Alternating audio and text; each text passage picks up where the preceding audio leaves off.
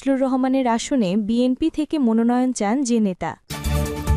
হাসিনার সাথে master plan করতে দিল্লি যাচ্ছে সেনাপ্রধান, গোপন তথ্য ফাঁস। মৃত্যুর গুঞ্জন। যদি বেঁচে থাকি ভবিষ্যতে তাদের গলায়ও গামছা পরাব নূর। এতক্ষণ শুনছিলেন সংবাদ শিরোনাম, এখন থাকছে বিস্তারিত। নিয়ে আপত্তিকর বক্তব্য দেওয়ার অভিযোগে বিএনপি থেকে পদ স্থগিত হওয়া ফজলুর রহমানের নির্বাচনী আসন কিশোরগঞ্জ ৪ থেকে মনোনয়ন চান দলটির সাবেক নেতা ফজলুর রহমান শিকদার। তিনি জেলা ছাত্রদলের প্রতিষ্ঠাতা আহ্বায়ক ও জেলা বিএনপির সাবেক জ্যেষ্ঠ যুগ্ম সাধারণ সম্পাদক। ফজলুর রহমান শিকদার জেলা জাতীয়তাবাদী আইনজীবী ফোরামের প্রতিষ্ঠাতা সাধারণ সম্পাদক ও মিঠামইন উপজেলা বিএনপির প্রতিষ্ঠাতা আহ্বায়ক ছিলেন। শনিবার দুপুরে কিশোরগঞ্জ জেলা পাবলিক লাইব্রেরি মিলনায়তনে এক সংবাদ সম্মেলনে বিএনপি মনোনয়ন প্রত্যাশী ঘোষণা দিয়ে ফজলুর রহমান শিকদার বলেন, বিগত বছরগুলোতে বিএনপি নেতা ফজলুর রহমানের কারণে তিনি সহ দলের অনেক ত্যাগী নেতা মূল্যায়ন পাননি। কার্যত তাদের নিষ্ক্রিয় করে দেওয়া হয়েছিল। তারা চাইলেও দলে ভূমিকা রাখতে পারেননি। এ আসনে কিশোরগঞ্জ ৪-এ দলের অবস্থান নড়বড়ে হওয়ায় দলীয় অবস্থান শক্ত করতে তিনি প্রার্থী হয়েছেন। সংবাদ সম্মেলনে জেলা বিএনপির সাবেক সভাপতি হাবিবুর রহমান ভূঁইয়া বলেন, বিএনপিতে যোগদানের পর জেলা বিএনপির আহ্বায়ক হন তিনি। এরপর একসময় যারা বিএনপির দুর্দিনে দলকে ধরে রেখেছিলেন তাদের অনেককে কোণঠাসা করে দেন তিনি।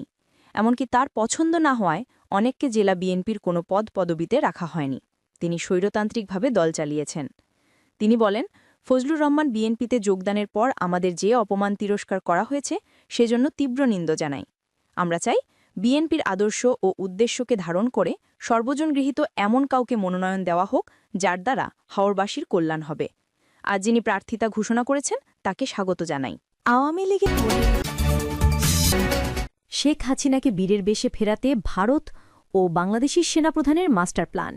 পুরো অক্টোবর মাস জুড়ে ঢাকায় কর্মসূচির ঘোষণা দিয়েছে সদ্য কার্যক্রম নিষিদ্ধ হওয়া দল আওয়ামী লীগ।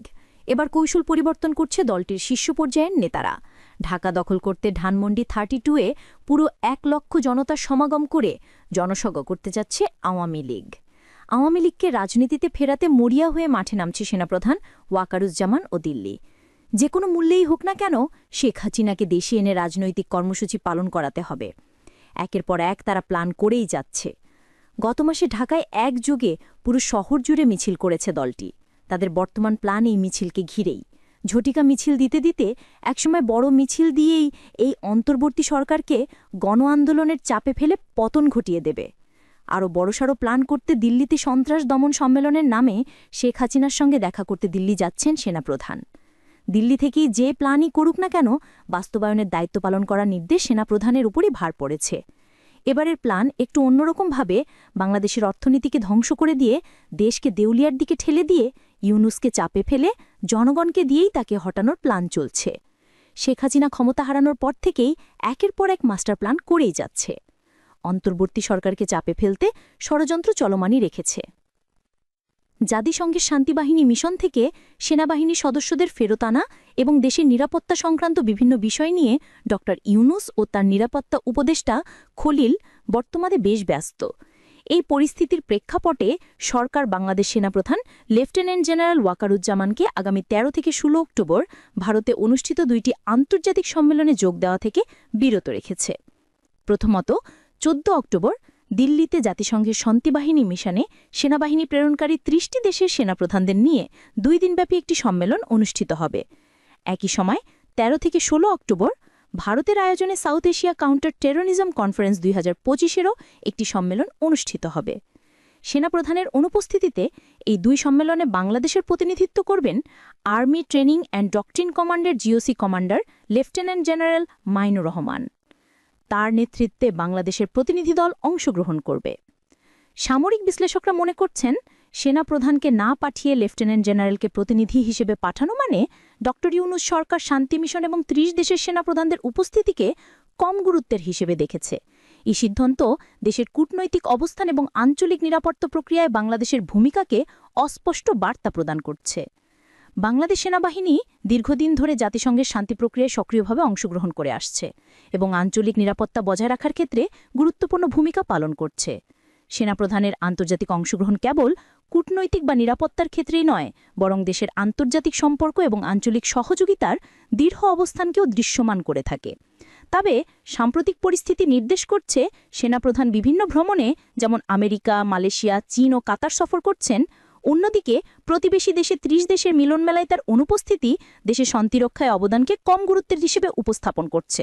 বিশেষজ্ঞরা মনে করছেন এতে দেশে এবং আঞ্চলিক পর্যায়ে বাংলাদেশের ভূমিকার প্রভাব সীমিত হতে পারে। জুলাইয়ের উপদেষ্টা পরিষদের সদস্য ও সাবেক বাণিজ্যমন্ত্রী তোফায়েল আহমেদের অবস্থা সংকটাপন্ন। বেশ কিছুদিন ধরে তিনি রাজধানীর স্কয়ার হাসপাতালে লাইফ সাপোর্টে চিকিৎসাধীন রয়েছেন। শনিবার ৪ অক্টোবর রাতে তার শারীরিক অবস্থার আরও অবনতি হয়। তোফায়েল আহমেদের পরিবারের একাধিক ঘনিষ্ঠ সূত্র যুগান্তরকে জানান, রাত ৮টার দিকে তোফায়েল আহমেদের প্রেশার ও পালস কমে গিয়েছিল। পরে তা আবার ঠিক হয়েছে, কিন্তু অবস্থা সংকটাপন্ন। রাত 11:15টার দিকে সূত্রটি আরও জানায়, ডাক্তাররা এখনও কোনো কিছু ঘোষণা করেননি। তার হৃৎপিণ্ড এখনও সচল আছে। কয়েক বছর ধরে হুইলচেয়ারে চলাফেরা করেন তোফায়েল আহমেদ। স্ট্রোকের কারণে তার শরীরের একাংশ প্যারালাইজড হয়ে গিয়েছিল। তিনি নিয়মিত চিকিৎসকের তত্ত্বাবধানে ছিলেন। ১৯৪৩ সালের ২২ অক্টোবর ভোলা জেলার সদর উপজেলার দক্ষিণ দিঘলদি ইউনিয়নের কোড়ালিয়া গ্রামে তোফায়েল আহমেদের জন্ম। বরিশালের ব্রজমোহন কলেজ থেকে উচ্চ মাধ্যমিক পাশ করে তিনি ঢাকা বিশ্ববিদ্যালয়ে মৃত্তিকা বিজ্ঞানে স্নাতক ও স্নাতকোত্তর করেন। ১৯৬৮-৬৯-এর উত্তাল সময়ে তিনি ডাকসুর ভিপি ছিলেন। হিসেব মতো তিনি সর্বদলীয় ছাত্র সংগ্রাম পরিষদের আহ্বায়কের দায়িত্ব পালন করেন। ৬৯-এর গণ অভ্যুত্থানে তিনি ছিলেন ছাত্র সমাজের নেতৃত্বের ভূমিকায়। গণ অধিকার পরিষদের সভাপতি নুরুল হক নূর বলেছেন, শেখ হাসিনার সময়ও এরকম বর্বরচিত হামলার শিকার হয়নি আমি। আওয়ামী লীগ সরকার একটি বিতর্কিত নির্বাচন করায় সাবেক নির্বাচন কমিশনার সিইসির গলায় জুতার মালা পরানো হয়েছে। সাবেক এক প্রধান বিচারপতি পালিয়ে গেছে দেশ থেকে। সুতরাং আমাদের উপর হামলার বিচার না হলে আমরা যদি বেঁচে থাকি, ভবিষ্যতে তাদের গলায়ও গামছা পরাব। শনিবার ৪ অক্টোবর সন্ধ্যায় সিঙ্গাপুর থেকে চিকিৎসা শেষে দেশে ফিরে হজরত শাহজালাল আন্তর্জাতিক বিমানবন্দরে তিনি এসব কথা বলেন। নুরুল হক নূর বলেন, আমরা সরকারকে সহযোগিতা করছি, তবে সরকার দ্বারা সুবিধাভোগী নই। আমরা কোনো ভাগবাটোয়ারার অংশীদারও নই। তাই সুষ্ঠু নির্বাচনের পূর্বশর্ত হিসেবে আমার উপর হামলার ঘটনার তদন্ত ও জড়িতদের শাস্তিমূলক পদক্ষেপ নেওয়ার দাবি জানাই। তিনি বলেন, আমরা সরকারকে সহযোগিতা করছি, সরকার দ্বারা সুবিধাভোগী নই। আমরা কোনো ভাগবাটোয়ারার অংশীদার হইনি। এখন কিন্তু দেশে বিশৃঙ্খলা হচ্ছে, নির্বাচন নিয়ে বিভাজন দেখা দিচ্ছে, পাহাড়ে অস্থিতিশীল পরিস্থিতি। এখন যদি বহুল আকাঙ্ক্ষিত নির্বাচন যদি না হয়, দেশ আবার সংকটে পড়বে। নূর বলেন, একটা দলের প্রধানকে এভাবে আক্রমণ করলে সুষ্ঠু নির্বাচন কিভাবে হবে?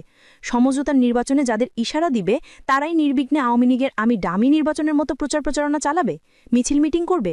যাদের সিগন্যাল দিবে না তাদের উপর হামলা করে আক্রান্ত করে তাড়িয়ে দেওয়া হবে। তাই সুষ্ঠু নির্বাচনের পূর্বশর্ত হিসেবে আমার উপর হামলার ঘটনার তদন্ত ও জড়িতদের শাস্তিমূলক পদক্ষেপ নেওয়ার দাবি জানাই। অন্যথায় দেশে সুষ্ঠু নির্বাচন হবে কিনা তা নিয়ে সংশয় রয়েছে।